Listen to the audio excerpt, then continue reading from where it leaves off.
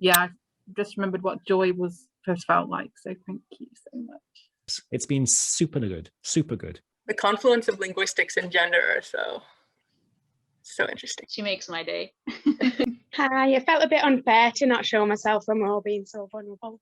Women in their 50s and 60s and 70s. It was so much fun. Showing the stupidity of gender. If you got it right, you go music bingo.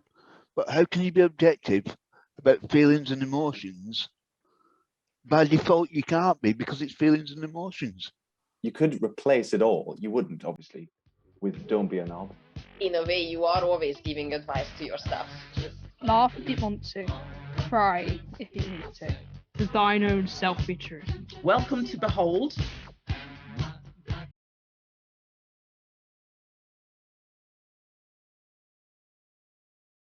Maybe sometimes I feel like I can't be the same Black person when I'm around my LGBTQ friends, because I don't know, culturally they just feel miles apart, and that is intersectionality. You being your sexual self around your friends is fine, but you won't want to be your sexual self around your family.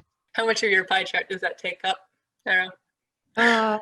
The Korean wanting to learn, not much. Being a BTS fan is the biggest part of my pie chart.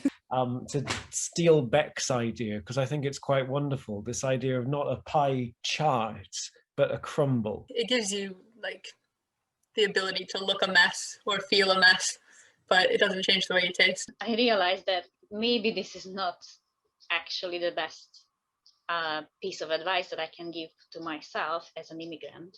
Right. Because my voice is so unheard. Where is the treasure inside your chest? Where is your pleasure? Where is your youth?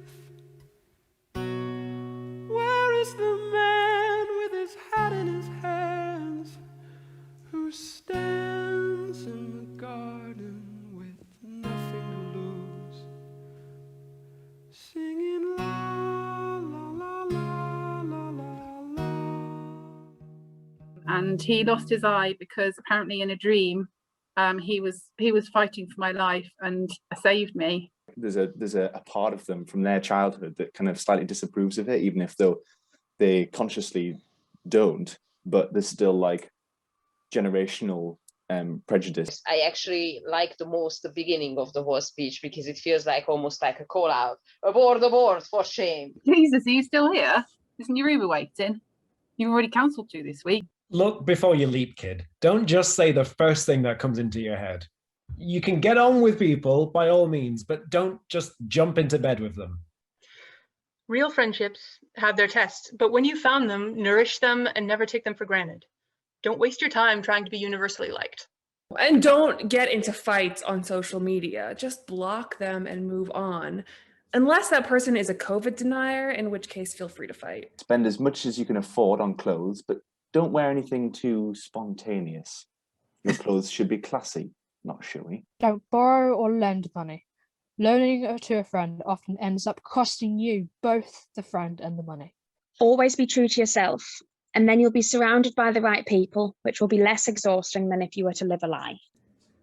There are moments in the quiet golden mornings when you feel yourself as a small animal on the face of this big, fierce planet, when it's quiet enough to hear your own voice and spacious enough to feel your own heart. That's the truth. That's your you-ness. Listen to it. Look, I'm not that great at giving advice to others, but that person over there will not judge you for who you are, regardless how your mind processes things and who you think you may be.